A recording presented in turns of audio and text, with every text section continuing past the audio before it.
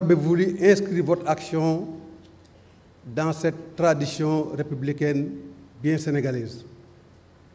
Je voudrais vous en féliciter et vous remercier pour votre invitation. Bien évidemment, nous allons dialoguer. Mais nous dialoguons pourquoi? Nous dialoguons pour le Sénégal. Est-ce que vous êtes d'accord que nous dialoguons pour le Sénégal? Si nous dialoguons pour le Sénégal, nous devons dialoguer pour les Sénégalais.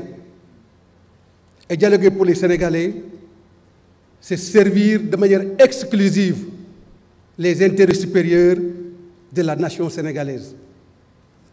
C'est la raison pour laquelle, Monsieur le Président de la République, vos actions depuis le début de votre magistère nous rassurent dans la trajectoire indiscutable des réformes à travers lesquelles vous ne ménagez aucun effort avec la majorité pour que le Sénégal constitue encore une fois un îlot de paix, un îlot de démocratie et un îlot de développement.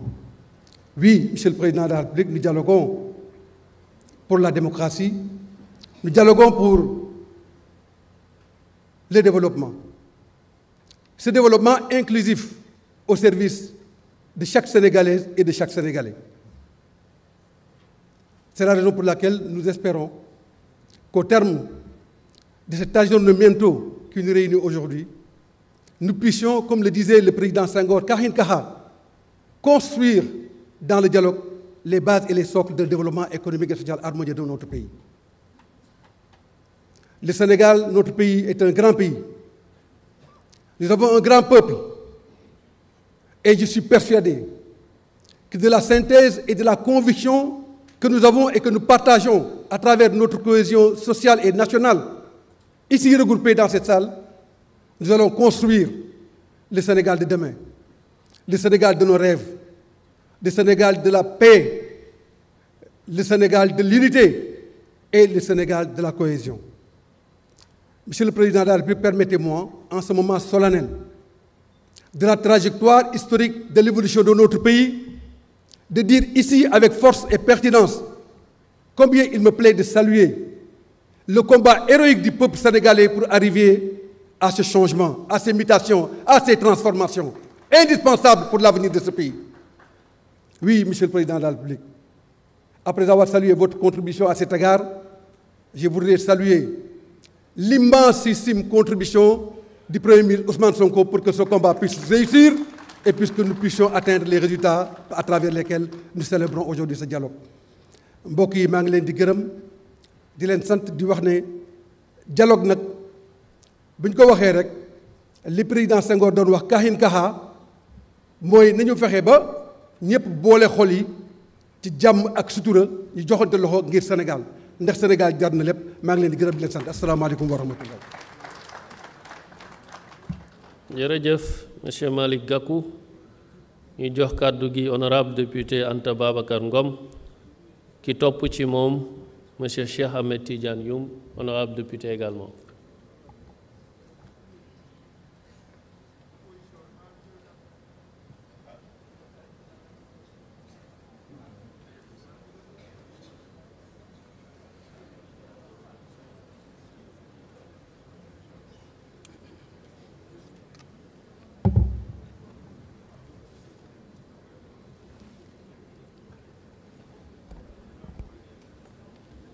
Monsieur le Président de la République, Monsieur le Président de l'Assemblée nationale, Monsieur le Premier ministre, Mesdames et Messieurs, en vos rangs, grades et qualités, il est des moments dans la vie d'une nation où le silence devient une trahison, où l'évitement est une faute, où seule la vérité, dite avec courage et avec dignité, pour ouvrir les chemins de l'avenir. Et ce moment d'aujourd'hui en est un. Si nous sommes réunis ici, ce n'est ni pour meubler l'agenda républicain, ni pour prêter à une mise en scène institutionnelle. Nous sommes venus répondre par conviction et nous sommes venus répondre par devoir. Parce que l'écoute, la concertation et le respect de la vérité sont au cœur de notre ADN politique, mais aussi parce que nous devons collectivement respecter l'intelligence des Sénégalais qui n'en peuvent plus des combines politiques, des promesses sans lendemain et des stratégies de diversion. Nous espérons vivement que l'esprit de ce dialogue ne sera pas dévoyé. Monsieur le Président de la République, les Sénégalais, dans leur diversité, se sont mis ensemble pour vous élire avec un score sans ambiguïté. La plus belle manière d'honorer ce choix est de rassembler et de réconcilier le peuple autour de l'essentiel. C'est pourquoi nous attendons de ce dialogue un engagement sincère des autorités à tous les niveaux.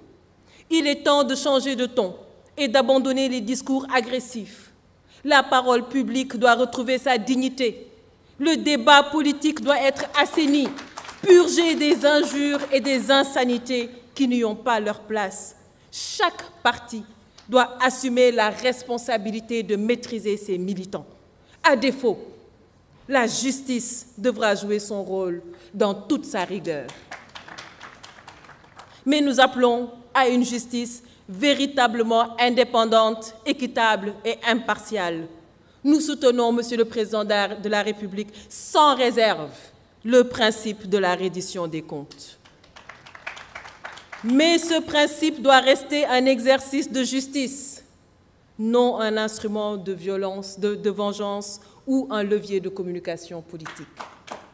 Il ne doit pas occulter l'essentiel, la précarité croissante, l'essoufflement économique, la jeunesse en quête d'avenir, les femmes en quête de reconnaissance, la diplomatie en recul, l'insécurité alimentaire, les périls qui menacent notre sécurité intérieure et notre défense.